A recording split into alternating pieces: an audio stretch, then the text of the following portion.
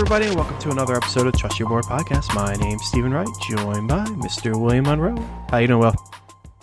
Steve, I'm doing well until I'm sitting here realizing that since we're talking about week 5 this week, we are a quarter of the way through the entire fantasy season already. You know, probably looking at 16, maybe 17 weeks of fantasy football. Yeah, you really are. Crazy. I never really thought of it that way, but you are telling the truth. That is pretty crazy. Yeah, first quarter of the season in the books. Yeah, it's pretty wild. We'll be talking playoff pushes soon.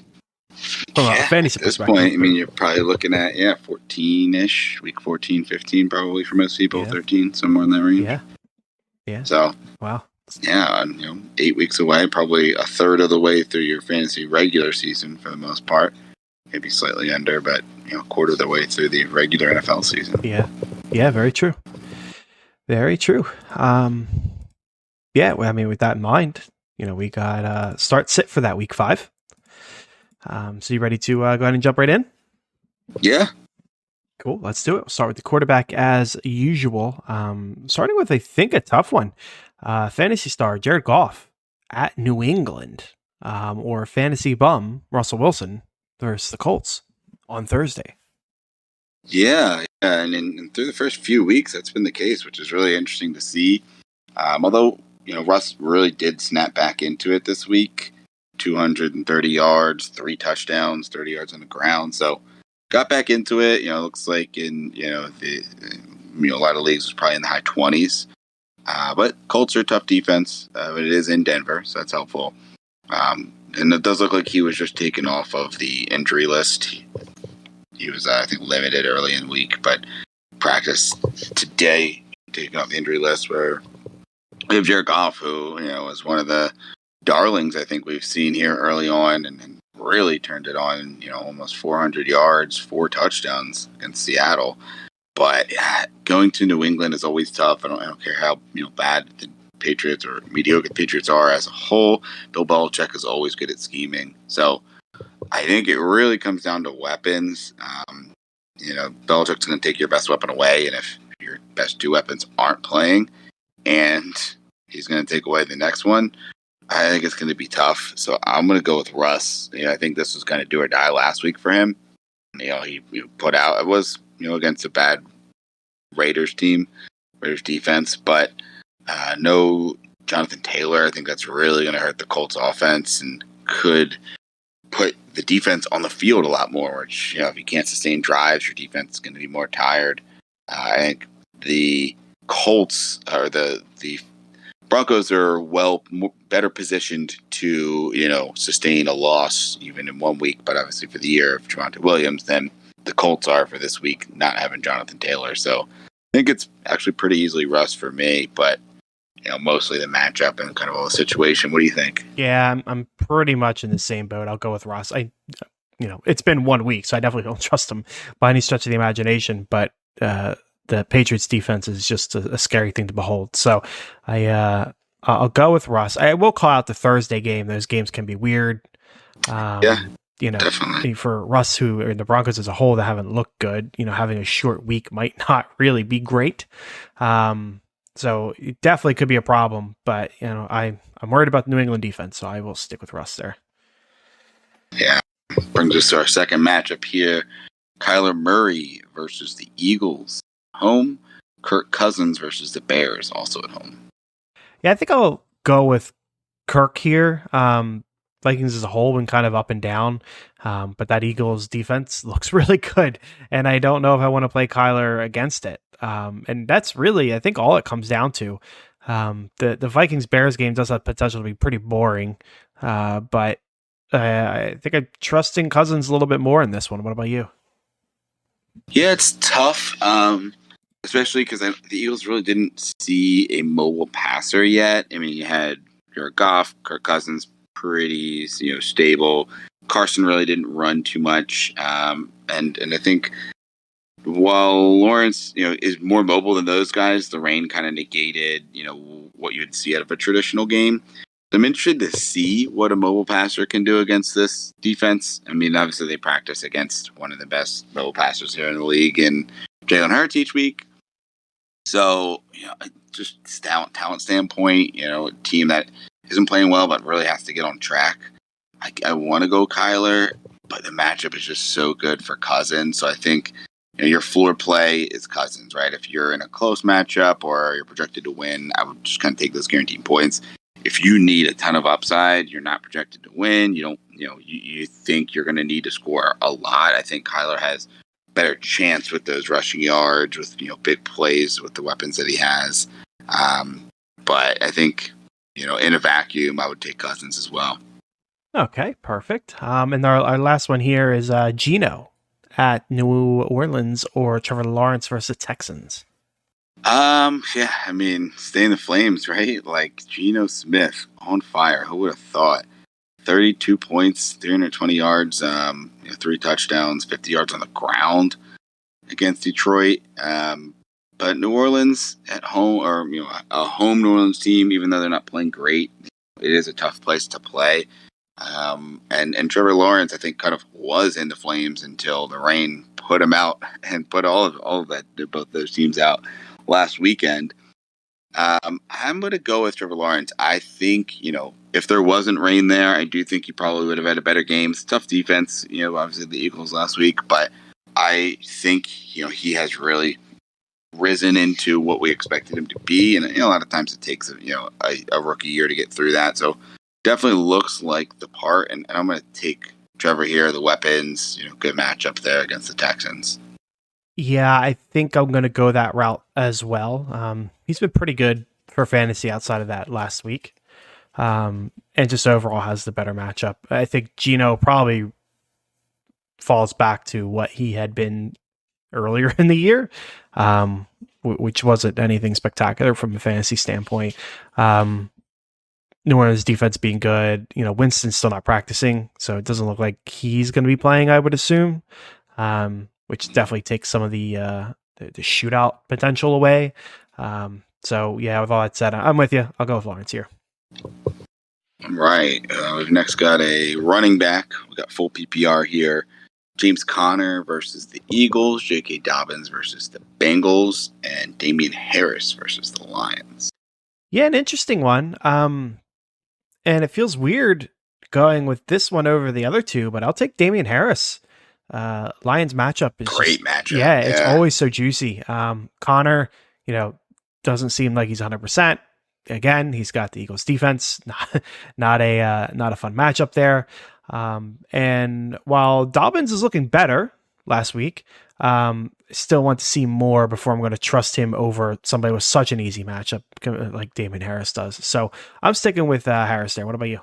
Yeah, I'm going to go Harris as well. I mean, the matchup is just too good. The Lions, have now 4 games in proven to just be a team that has gotten run all over. I like Dobbins. I think, this could be the week where he really bounces back. But like you said, you usually want to see it first. And, the matchup and the injury there of Connor, it's a bad combination for me. So pretty easily Harris. I mean, most of the time when you have a running back playing against the Lions, you're going to want to play them, and this one is a good running back. So I think that's going to be probably a pretty good game, and Harris is going to be involved. Yeah, perfect. That makes sense. We got Connor again, half-point PPR. So again, Connor versus Eagles, or Melvin Gordon versus the Colts. Yeah, man. It's a tougher one than you'd think, because Melvin did not look good, despite having some of the work there at the end. Neither did Boone.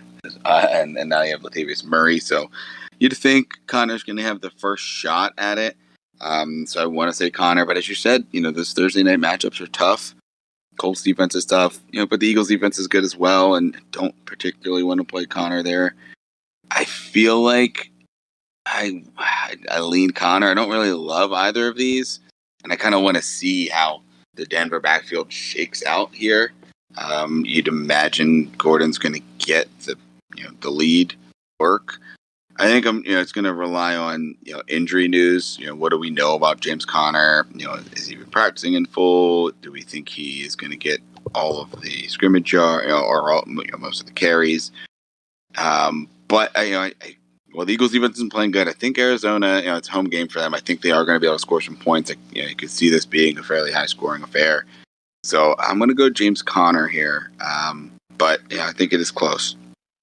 I'm with you.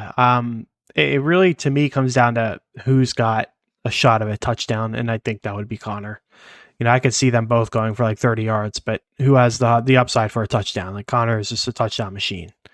So I lean his way. I'm with you. I don't. You would assume Melvin's going to have first crack at the job, but big highlight on his fumble issues this week. And what happens? He comes out of the gate and fumbles again. You got Latavius Murray that now in there. You could be working him more. Boone, that you could be working him more. It could just be a whole mess there. So I'd rather swim away from that, and I will stick with the touchdown upside of James Conner. All right, in our last running back matchup, back to a full PPR here. Rashad Penny at New Orleans, Kareem Hunt versus the Chargers.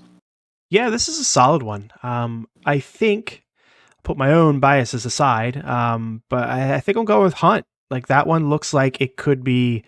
I don't know if it'll be high scoring, like if the Browns can keep pace with the Chargers. But Chargers got a good offense. They're going to put up some points, and that could force the Browns and Kareem Hunt onto the field more of those pass catching situations being down. Not that I think Penny's a bad play, just see more upside with Hunt this week. I agree. Full PPR as well definitely helps Hunt. He's a very good pass catcher. And they may need to have some pass catching out of the running backs with the Chargers' high scoring offense. There's been some injuries on the Chargers side as well, so that helps with the matchup not being as difficult for that defense. Now Penny obviously coming off of the huge week. I think was it last week or 2 weeks ago against Detroit? I think it was this most recent week, right? Yeah. Rashad Penny, I was facing him. 151 yards, 2 touchdowns. Has that Detroit matchup. So that in mind, if your team plays Detroit, running backs have thrived. But I think that's really vaulting him up for a lot of people, seeing that, thinking, man, how can I bench a player that just did that? I do think that was more of the matchup. So I think that is part of it for me. Once again, New Orleans, I think they are a stingy team. It's a tough place to play, a very good home field advantage. And I just trust Hunt more. There's, always that looming possibility that Walker infringes in some more carries, or one of these games, in all likelihood, if Walker's going to be what we think he's going to be, he's going to have a breakout game in his rookie year.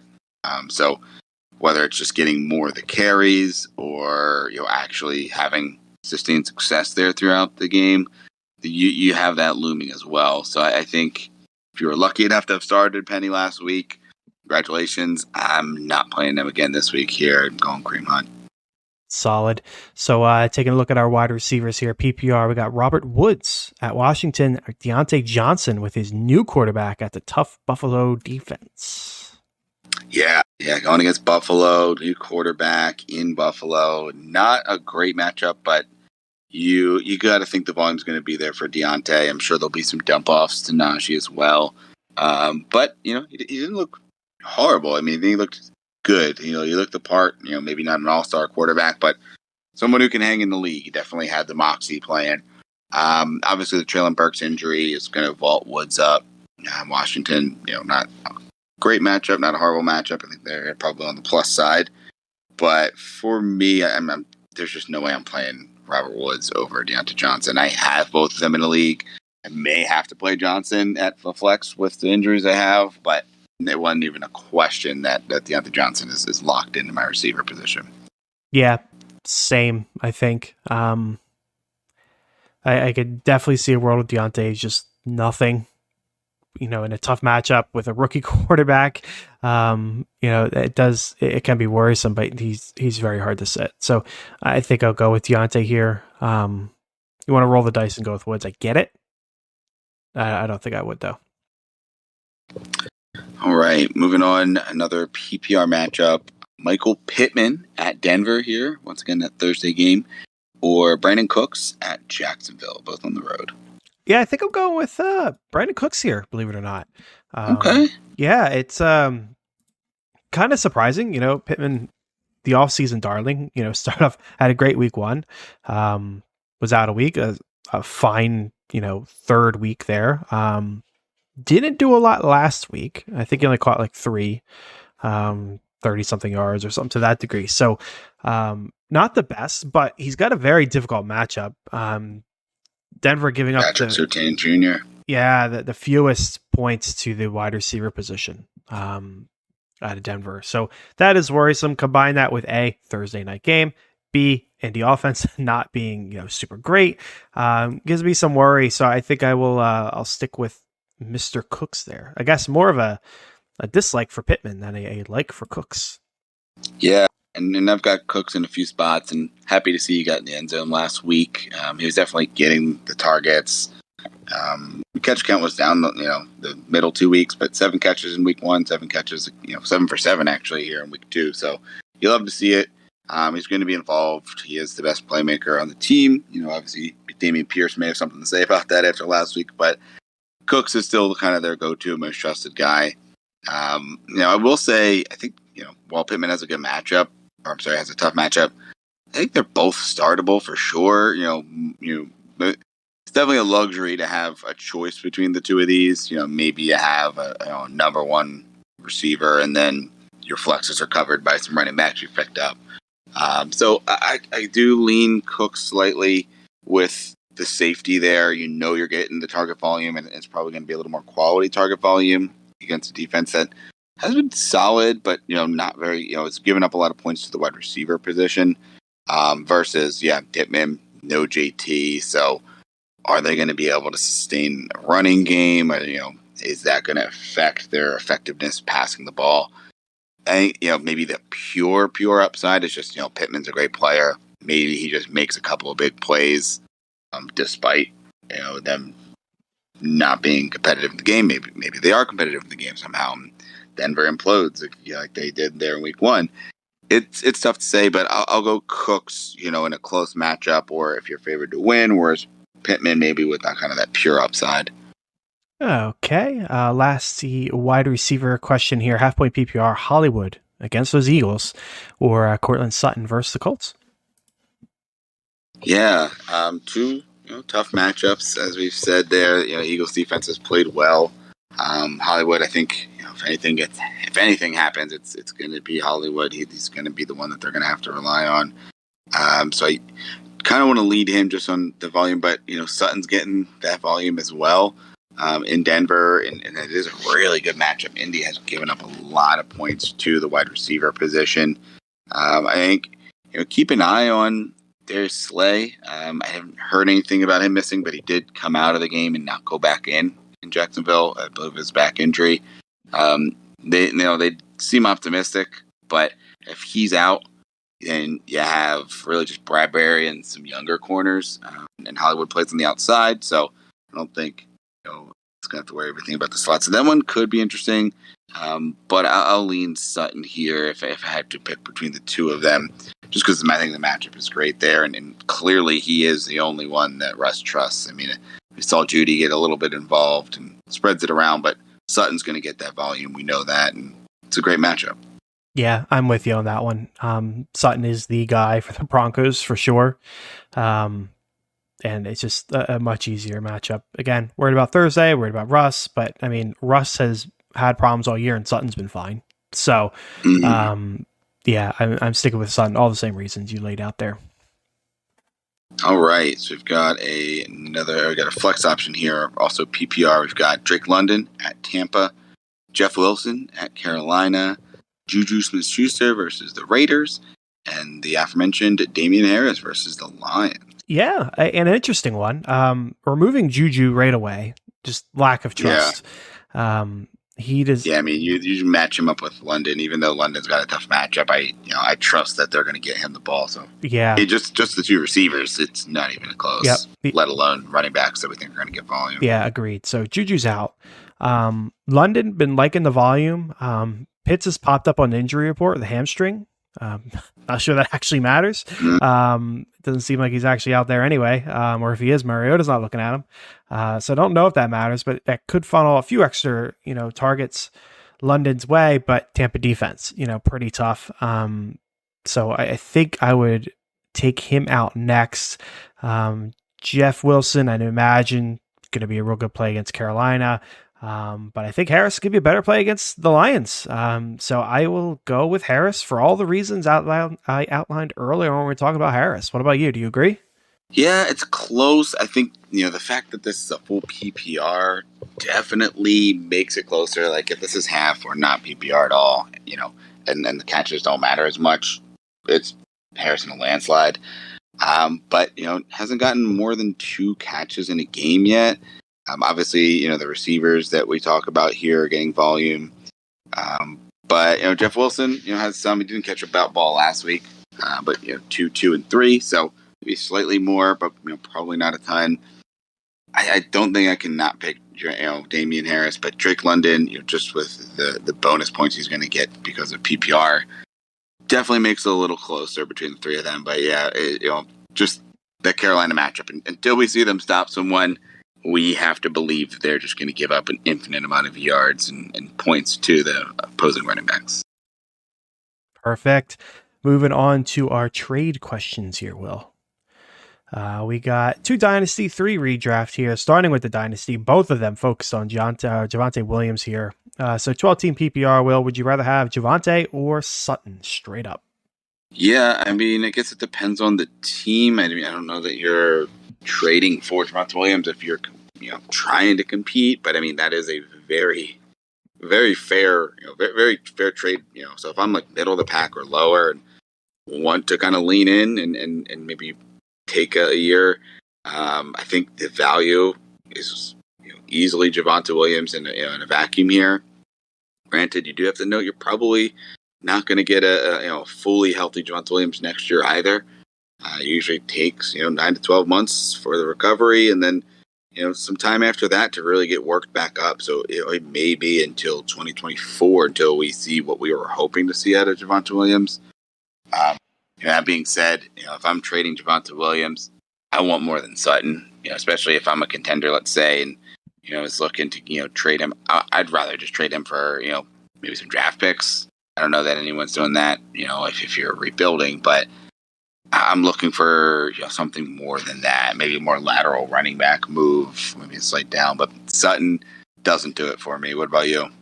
I think Sutton does do it for me. Mostly for the issue you laid out. Like, it could be this year or next year. You really don't have Javonte.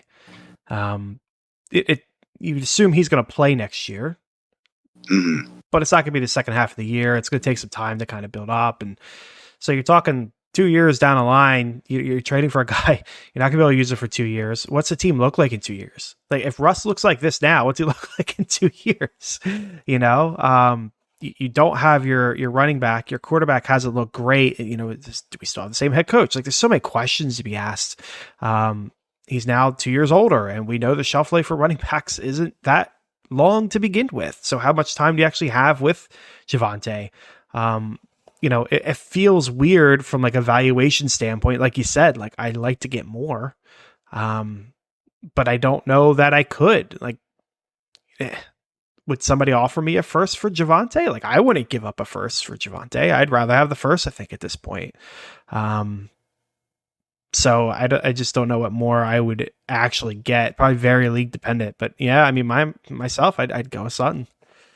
Yeah, I mean, you make a good argument for sure there. Obviously, we're still talking about Javonte Williams here in a PPR dynasty trade. Javonte Williams or Kenneth Walker and Kyle Pickens? No. George Pickens. George Pickens, yeah. You're mixing the two of them together. This is quarterback. Yeah. This one's easier considering getting 2 players. Pickens looks like a great wide receiver in the making. It's just going to take, a year or 2. And Walker, I don't know, he, in theory, should be the guy maybe at some point this year or definitely next year. But we said the same thing about Penny when Chris Carson was there and they drafted Penny and it never really happened either. So yeah, Seattle's weird. Pete Carroll's weird. But at least, I'm getting a running back, a young one on a rushing team and what looks to be good future wide receiver. So I think this was a little bit easier. I will take the Walker Pickens side. Curious on your thoughts, though. Yeah, I think this one is easier of a trade for me, just from like a value standpoint. Obviously, it's all going to be team dependent here for both of these trades. But you're getting guys, I think, that are, going to be, ideally longer term assets. And what we've seen from them so far, I think, Pickens has been promising. I think when we see that offense kind of get going and see everyone clicking, Pickens looks like he's the real deal. And I still believe Walker is. Obviously, we haven't seen a ton of it. Still probably getting back from the injury. But I think this is, much better value from a dynasty standpoint for Javonte than the Sutton trade. So I'll take that Walker Pickens side. Okay, perfect. In the world of a redraft, straight PPR, another 2-for-1. Dobbins and AJ Dillon for Swift. It's an interesting one. I think that's pretty good value for Swift. I don't necessarily want to move Swift. Obviously, the injury is a concern. So, if you could end up trading him and maybe the injury is worse than you have imagined and you got two really good assets for him, especially if Dobbins pans out. I think we know what we have in Dillon, but I think it's fair value. I would keep Swift. Like if I could trade the two of those for DeAndre Swift, I would. So I'd take Swift, but I think it's a very good trade. Agreed. I am assuming that the Swift team is probably like 1-3. You drafted Swift, Chase Edmonds, and like Elijah Mitchell. So you're really only have Swift, and you're dividing him up into additional assets. So you can fill out your roster and, better compete. And then probably the reverse on the other side, they probably got Dobbins and Dillon, and then they got, whatever Chubb and someone else. So Swift might make it like a dynamite 3 or, really strong 2 or something like that. So I'm with you, no matter what side of that fence you're on, I'm fine with both of them. In a vacuum, I'll take the best player in Swift. But I think it makes sense for both teams if it's a situation I just laid out. And I'm assuming it is. Yeah, a good chance that that's the case. All right, another redraft here, another full PPR. Looks like most of these are here today. Jonathan Taylor is not playing this week. I think people are pretty optimistic he returns in week 6, given a full 2 weeks to recover from the ankle injury. For Josh Jacobs, who had a great game and really came alive. Chris Olave, who looks like the real deal. What do you think there, Steve? I'm assuming it's a similar situation to the one that I just laid out. If you need a win right now, you're 0-4, then I'm the Jonathan Taylor owner. I'm definitely pulling the trigger because you can't afford another loss. You just can't dig yourself too much of a hole. So I'd pull the trigger there. If I'm not, and I'm like 2-2, something to that degree, I'd probably stick with Taylor just for the pure upside. Jacobs has been fine for fantasy. Like you said, he blew up last week. I'm assuming that's an outlier, but yeah, he's been fine. A lot of talk about Olave, maybe, the breakout continues. He gets better and better. So like there's a world where that Jacobs Olave side definitely wins depending on how Olave breaks out. What Jacobs usage kind of steadies at. But I think I will take the typical 101 in Jonathan Taylor there and his just supreme upside. What about you? Yeah, I worry that, in that scenario, it makes sense for both teams. But I worry that maybe sparks some outrage in the league because just, overall, I just don't think that value is worth it for Jonathan Taylor. I mean, obviously both of them are playing well. Olave's probably playing better than his draft position. Jacobs probably about it. Taylor, I think overall is probably less than the 101, but you're seeing enough out of him that you're happy you took him in the first round. So I think that could be an issue with the way the league reacts to a trade like that. So I will still take the Taylor side. I mean, I think that it's just it's tough to trade him at that point. Yeah, agreed. It's a tough one to pull a trigger on. Last one here, Will, 10-team PPR. James Conner, talked about him a lot today. Or Breece Hall, straight up. Yeah, that's an interesting one. I think I would take Breece Hall. I think we're seeing him really step into his own, and Conner is someone that I've always been kind of down on. Obviously, could get back to the volume. They could get that offense going again. But, I mean, even if they're both playing pretty well, I still would take still take Breece Hall. So just with the way that they're both trending, I think definitely taking Brees. Yeah, I'm with you. I'm taking Brees. All the same reasons that you just laid out there. It's I think pretty easy for me. Bonus points if it's a keeper league, and you potentially get the keeper. That'd be even better. But yeah, I'm with you. Cool. Well, hey, Will, that's going to wrap up the Start Sit show. Any closing comments on your part? Yeah. Good luck, everyone, here in week 5. Should be hopefully a good game, Denver and Indy. Make sure you get your lineup set there, get your Thursday night players into the correct positions there out of the flex. Yeah, absolutely. So good luck in week 5, everyone. Tune in next week, another waiver show, another Start Sit show. And until then, trust your board.